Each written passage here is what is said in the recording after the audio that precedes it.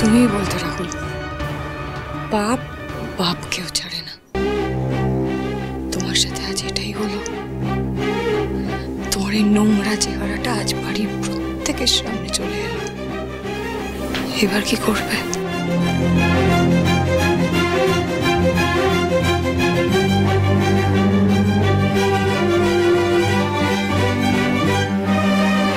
আমরা প্রত্যেকে রাহুলকে একটা শেষ সুযোগ দিয়েছিলাম, ভেবেছিলাম হয়তো শুধরে যাবে, কিন্তু না, রাহুল শুধরানোর মানুষই নয়। মানুষকে মিথ্যে কথা বলা, তাকে ঠকানো, তার বিশ্বাস, তার ভরসা, সেগুলো সুযোগ নেবে, এগুলো রক্তে মজ্জায় মিশে গেছে।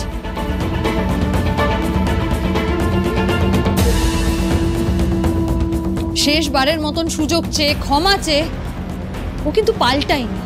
ও তলে তলে এই বাড়ির ক্ষতি করারই চেষ্টা করে গেছে। বারবার চেষ্টা করেছে যাতে ঋদ্ধিমান বাবুকে অযোগ্য প্রমাণ করতে পারে। বারবার চেষ্টা করেছে যাতে আমাদের মধ্যে ভুল বোঝাবুঝি সৃষ্টি হয়। শুধু তাই নয়, আমাদের সাথে বিশ্বাসঘাতকতা করে ও যে এই ব্যবসার ক্ষতি করছে, এই পরিবারের ক্ষতি করছে, সেটা একবারের জন্য ও ভাবেনি।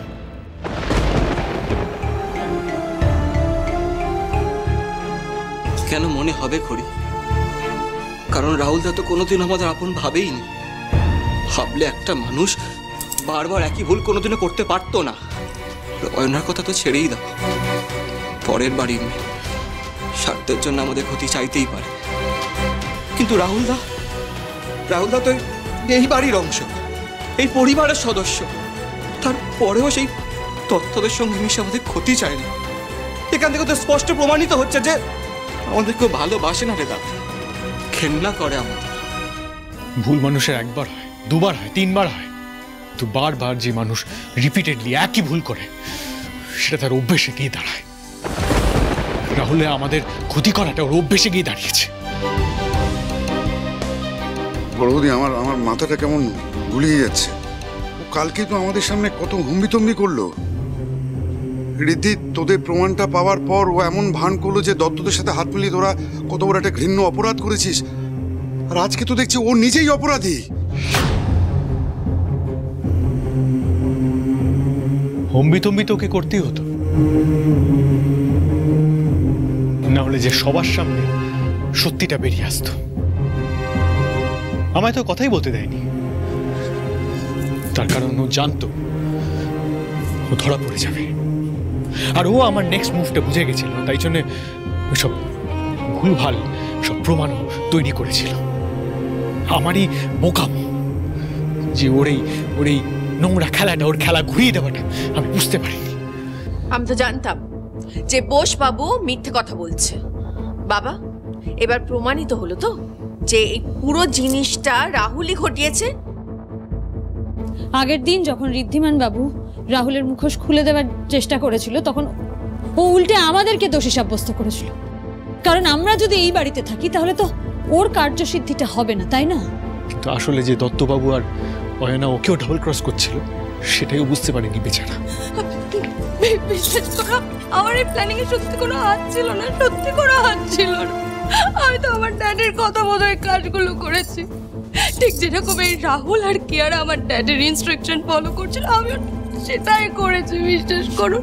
ইনফ্যাক্ট আমি তো এটাও জানতাম না যে ওরা কি করতে চলেছে। দিনের পর দিন রাহুল আর কিয়ারা আমার ড্যাডির অফিসে বসে ড্যাডির সাথে তোমাদের বিরুদ্ধে ষড়যন্ত্র করে গেছে, কিন্তু আমি সেখানে সত্যি ছিলাম না, বিশ্বাস করুন, আমি ছিলাম না সেখানে।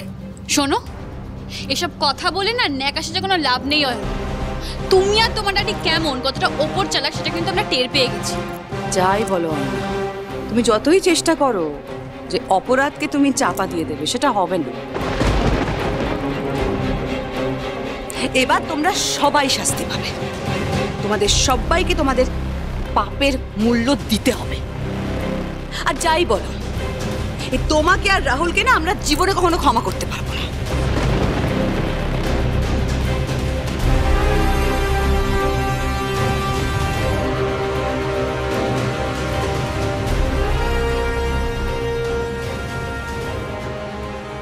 না ছোট মানুষ, বিশ্বাস কর, আমি এই সবটা একা করিনি। কি আর ও এমন ভাব করছে যেন আমি ওকে জোর করে এইসব করেছি। এতদিন ধরে তো দত্তদের সাথে ও কাজ করেছে, ডিজাইন লিক করেছে ও, তোমাদের এগেইনস্টে কনস্পিরেসি করে গেছে। আর আমি যখন সেটা আর জানলে জানলে কি রাহুল, বলো, থেমে গেলে কেন? জানলে কি?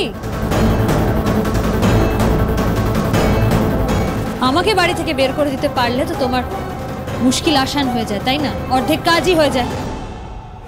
কিন্তু সেটা খড়ি তো কোনোদিনও হতে দেবে না রাহুল, এইটা তো তোমার বোঝা উচিত ছিল। তুমি সব কিছুতে প্রমাণ দেখতে চাও না?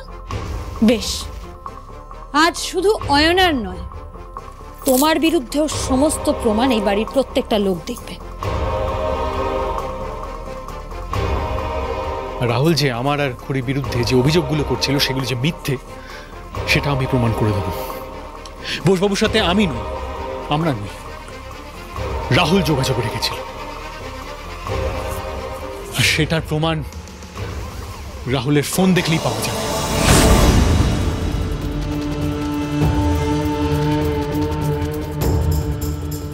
ফোন দাও, ফোনটা দাও রাহুল, ফোনটা চাইছি, ফোনটা দাও। শুনতে পাচ্ছ না?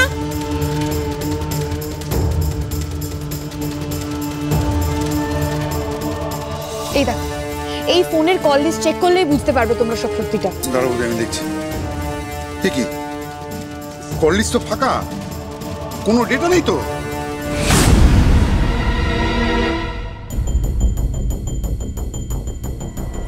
আমি ফোনটা ওই ঘরে দেখেই বুঝেছিলাম রিদ্ধি আর তুমি কিছু তো একটা প্ল্যান করেছো খড়ি, তাই সব এভিডেন্স, সব ডেটা আমি উড়িয়ে দিয়েছিলাম ফোন থেকে।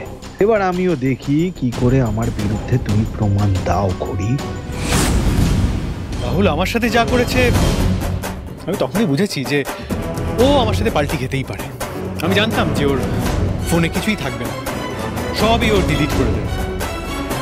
কিন্তু রাহুলকে তো আমি ছোটবেলা থেকে চিনি, আমার ছোট ভাই, আমার বেস্ট ফ্রেন্ড। তাই এবারে আমি ওর নেক্সট চালটা বুঝে গেছিলাম। আর তাই ওর ফোন থেকে আমি সব আমার ল্যাপটপে ব্যাকআপ নিয়ে রেখেছি।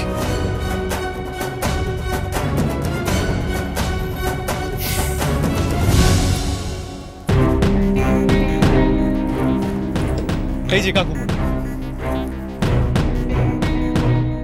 এই দেখো কাকু, এখানে তুমি দেখতে পাবে রাহুলের সব কল লগস।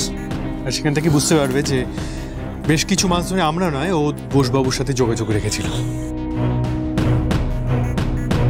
তুমি যদি ওদের মেল আইডি দেখো তাহলে দেখবে যে অনেকগুলো মেলস এক্সচেঞ্জ হয়েছে।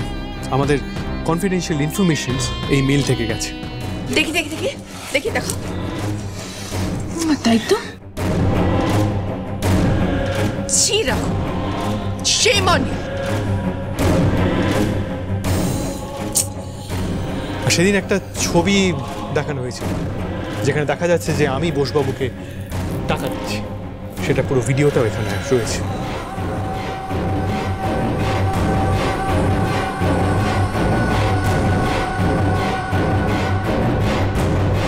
এবার নিশ্চয়ই তোমাদের কাছে ক্লিয়ার যে সেদিন রাহুলের কথাতেই বোসবাবু ওনার বয়ান পাল্টেছিল। কি জানো তো রাহুল, ছাই চাপা আগুন আর সত্যি, এই দুটো কখনোই বেশি দিন লুকিয়ে রাখা যায় না। আমি জানতাম তোমাদের সত্যিটা একদিন সবাই জানতে পারবে, আর তাই হলো। এই রাহুল, কিয়ারা, অয়না আর দত্তবাবু সবাই মিলে আমাদের পথে বসাতে চেয়েছিল। আর এটা আমরা বেশ কিছুদিন আগেই জানতে পেরেছিলাম, তাই নিজেদের প্রস্তুত করতে পেরেছি। যে অয়না আর দত্তবাবুর সাথে তুমি আর কিয়ারা হাত মিলিয়ে আমাদের পথে বসাতে চাইছিলে, আমাকে আর তোমার ব্রোকে জব্দ করতে চেয়েছিলে, সিংহরায় জুয়েলার্সের মালিক হতে চেয়েছিলে, সেই অয়নাই তোমাদের বিট্রে করে তোমাকে দিয়ে তোমারই প্রপার্টি সই করিয়ে নিচ্ছিল। চোরের উপর বাটপাড়ি একেই বলে। আর তুমি বুঝতে পারছো তো তুমি আসলে কতটা বোকা?